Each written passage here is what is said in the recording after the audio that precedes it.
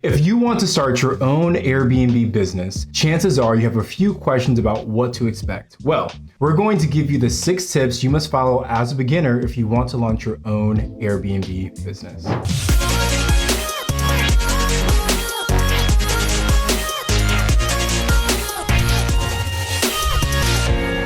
So we have 12 active listings right now, and we've hosted over 1,000 guests at this point. So crazy.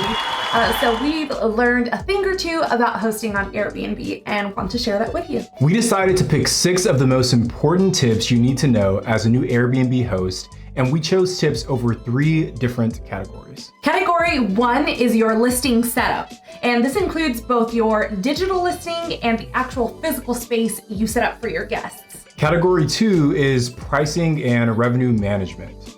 And category 3 is all about communicating with your guests. Now, our hope is that by watching this video and understanding the 6 tips that we share, that you walk away with a little bit more confidence, really the confidence you need to pull the trigger on starting your own Airbnb business. So let's get started. So our first category of tips deal with your listing setup. And this applies to both your digital listing on Airbnb and the actual physical space that you set up for your guests. So let's start with tip number 1, study the competition. As a new host, the thought of creating a new listing, choosing your design, deciding on amenities can feel pretty overwhelming. But luckily there's a shortcut that a beginner can use to really quickly and confidently make decisions about their listing. So no matter what market you're in, there's most likely other Airbnbs there that are comparable to yours. And the good news is that you can use those other listings to help make decisions about your own listing. Let's talk about your listing on Airbnb. Now, this is what people see when they look at your property on Airbnb's app or their website. Now, there are several different pieces that make up your Airbnb listing, like your listing title, your listing description, your neighborhood description, to name a few. Instead of starting from a blank slate and getting writer's block, just open up the Airbnb app and look at the other listings in your market and see what the top performing properties are doing. Now, for your listing details, I wouldn't recommend copying verbatim because you want your listing to stand out, and it would also be really annoying for the person that wrote all that. Totally, if you sold don't it, do that. Yeah, verbatim. But you should be able to see if there's any themes in the top performing listings that you should include in your own listing details. In addition to all of the listing details, you also have to decide on the policies and rules for your listing. So this includes things like your checkout time, your house rules, whether or not you allow pets or smoking, and whether or not you allow events.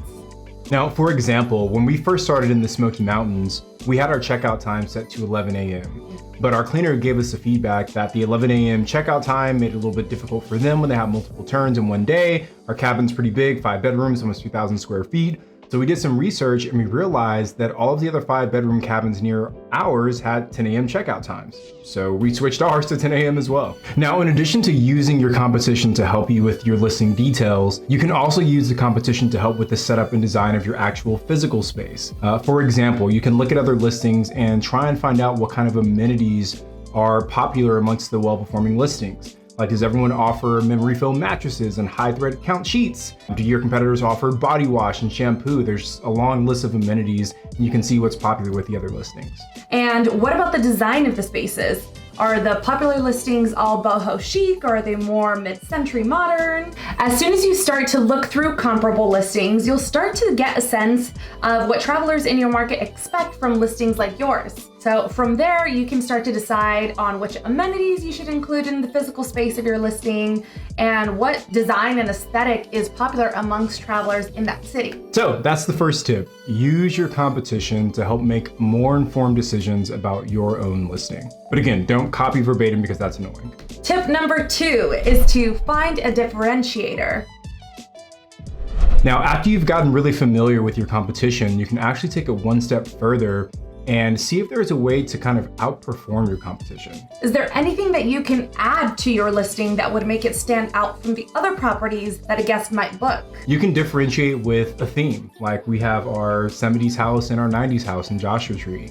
And guests love the nostalgia that they get when they stay at one of those properties. Yeah. You can also differentiate with amenities. Can you offer something to your guests that similarly priced and similarly sized properties are not offering. You can also differentiate with experience. Is there something that you can offer to your guests that would really wow them when they check in? Oh my God!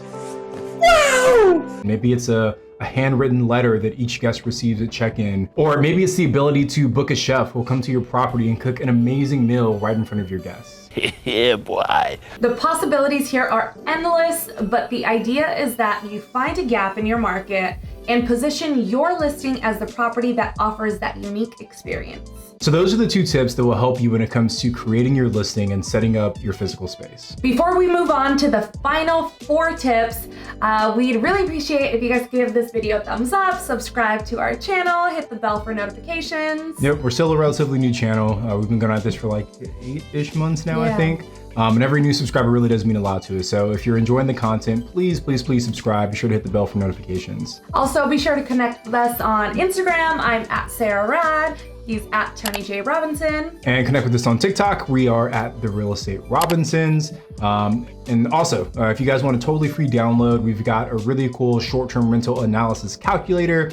Head over to alphageekcapital.com/calculator. You can pick that up for free. We've literally had people tell us that we should be charging for this, but we're still giving it away for free, just to kind of help folks out.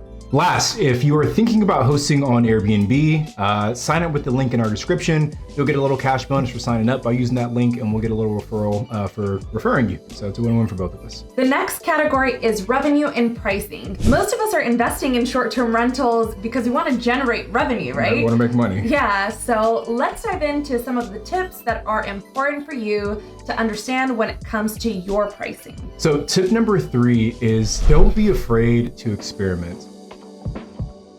And let me kind of break down what I mean by this. There are so many factors that go into how you should price your property. Things like supply, which measures how many listings are available in your market for the dates that travelers are searching for. The prices of the other comparable listings will obviously impact what you charge for yours. The day of the week will impact your prices, as in most markets you can charge more on the weekend than you can on a weekday. And then within your own listing, you can add so many layers to your pricing strategy. For example, you can change your minimum night stay requirement, or you can offer bigger discounts for nights that are still open in the near future. Or on the flip side, you can charge more for nights that are really far away. You'll obviously charge more in the busier months than you do in the slower months, and you'll constantly be tweaking your prices to try and maximize your revenue. So anyway, the point here is that there's lots of levers you can pull when it comes to pricing, and you should slowly start to experiment with all of them and see how it impacts your revenue. Here's a list of different things you can experiment with. First is your weekend pricing. If you notice that your listing always books out really fast for the weekends, then it may be a sign that you're not charging enough. So start off by trying to charge maybe 5% or 10% more on the weekends. And if you're still booking out at the same rates, then you know that the weekend demand is really strong in your markets and there might be room to push your prices even more. Second is to adjust your minimum night stay. Our minimum night stays vary by the market, by the size of the property, the age of the listing, and by the individual performance of the property. So for example, our 5-bedroom in Pigeon Forge has a 3-night minimum stay for most of the year. But during some of the peak seasons, we set it as high as 7 days. One of our tiny houses in Joshua Tree has a 2-night minimum stay for the weekends and then a 1-night minimum stay during the week. And if we're taking a new listing live, we might use a 1-night minimum stay for the first 30 days or the first 45 days, no matter what the size is. But as you adjust your minimum night stay, you'll start to see differences in how often your property is booked and ultimately how much revenue you generate. Maybe 1-night minimum actually creates more revenue in your market. You'll never know unless you try it. The third thing you can experiment with are last-minute discounts. This is super helpful when you have an open night in the near future. So for example, say today is Sunday, and you have an opening night for this coming Tuesday. As you get closer and closer to a date, the chances of it getting booked starts to decrease. So to increase your chances of booking, you can offer some kind of discount. We always offer some kind of last minute discount because we'd rather have a night booked at a lower rate than a night where the property's sitting empty. I don't know why I get kind of annoyed when people message us and ask for a discount, but when it's for a date that's about like coming up, Fast approaching. I'm like, yeah, girl, I got you. I'll give you 10%, no problem. Well, you were thinking it. Yeah, well, you said it. Now, the fourth and final thing you can experiment with is seasonal pricing. If you're using the same base price for the entire year, you're probably leaving some money on the table. We use a different base price based on the busyness of the season, and our prices can swing by as much as 50% depending on the month. Tip number 4 is realizing that the best comp is your own property. Now, once you get past your first 12 months of owning a property, the best comparison to gauge how it's performing is by actually comparing the property to itself. So we do this by comparing this year's revenue to the same time period from last year. So for example, let's say that the current month is January. You'd want to look at January of last year to gauge whether or not your property is doing better this year. The goal is always to improve your year-over-year performance. Now, obviously, sometimes there'll be crazy things that happen like COVID where last year's performance has nothing to do with this year's performance, but generally speaking, that's how you want to do it. So this ties into tip number 3 a little bit because the first 12 months are filled with a lot of experimentation. And the next 12 months are where you've got kind of a more stabilized, more mature approach to pricing that specific property. So in my mind, you start to see the real performance of a property after the first 12 months, right? The first 12 months are just figuring things out. So make sure you're always comparing this year's performance to last year's performance. And if you're outperforming last year, you know you're on the right track. So that was the second category of tips. Let's move on to the next one. The last and final category is about guest communication. You can't run an Airbnb business without communicating with your guests. So we picked 2 of the most important things to know as a new host when it comes to dealing with guests. Now, I gotta give my wife some credit here because she's the one that talks to the guests like 99% of the time. Only when they're super angry does she pass me the phone, so. Like I did maybe 2 nights ago. 2 nights ago, we got a call morning. at 2 o'clock in the morning and she's like pushing me in bed. I was like, "Hey, please answer talk to this." them. You speak better than I do. Tip number 5 is understanding that a refund is better than a bad review. So what do we mean? Say by it one this? more time, baby. A refund is better than a bad review. Things are going to go wrong, and that will negatively impact your guest's stay, obviously. Some will be in your control and others will be out of your control, like that example we just gave you guys. And sometimes your guests will be totally understanding, and other times they'll want to rip your head off. Quick side note, we had like an issue with our calendar a few months ago where we had like guest double booking on Airbnb and Vrbo together. So we had to reach out to a lot of guests to like explain what happened and that we need to cancel some reservations. And we had this lady that was like saying the most awful things to us. Like she probably did witchcraft on us. Yeah, like what's it called? Brujeria, for sure. What? I was scared of her. Yeah, she said some pretty terrible things. Anyways, but what's most important and what will ultimately shape your guest's reaction and their review of your property is how you respond to those negative experiences. Now, our theory is that reviews are the lifeblood of your business as an Airbnb host. So we're typically willing to bend over backwards to avoid getting a bad review.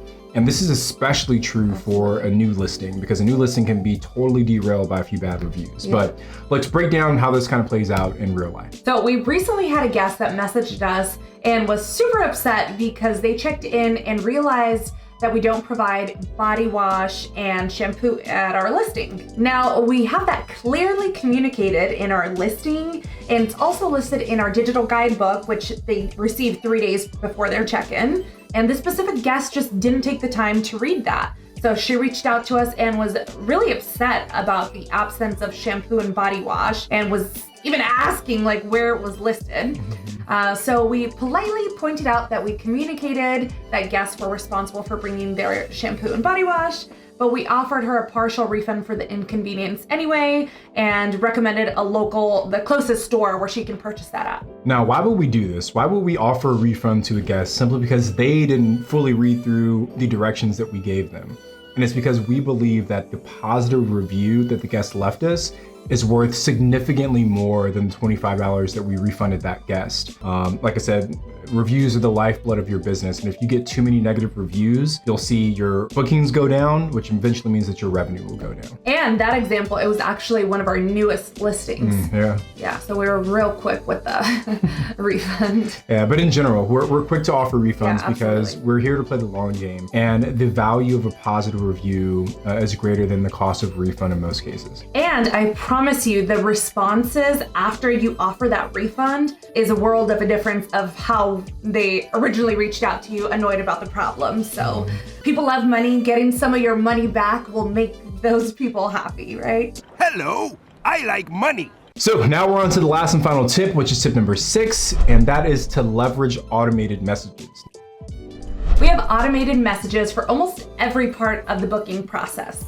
Guests get an automated message immediately after booking to confirm the reservation. They get another automated message 3 days before they check in that provides them with all of their check-in details and the link to our digital guidebook. They get another automated message the night after they check in, and that message just says, hey, I hope you're having a good stay. Let me know if you need anything. So just checking in. And they get a message right before they check out, reminding them of the task they need to complete before checking out. And once they check out, they get a final automated message that reminds them to please leave a review. In addition to those, we have automated messages that go out when a guest asks for the Wi-Fi details or when they ask for an early check-in. We also have tons of canned responses that we use for other situations where we know what we want to say, but maybe an automated message doesn't work as well. Leveraging automated messages is a must as an Airbnb host because it is an absolute time saver. I couldn't imagine having to manually send all of these messages that we send out automatically. I'd be in front of my phone or laptop all day. And we wouldn't have any time to analyze properties, submit offers, manage our rehabs, and grow our business. So again, if you want a deeper dive into how we leverage automated messages, follow the link in the description below. All right, guys, so we hope this breakdown was helpful for you guys. If you have any follow-up questions, please drop a comment below, and we'll do our best to get back to you guys with a solid answer. But that's our experience as a Airbnb superhost, across multiple properties, multiple states. I hope you guys got some value from it. But that's it for today. I'm Sarah. I'm Tony. And we are the Real Estate Robinsons.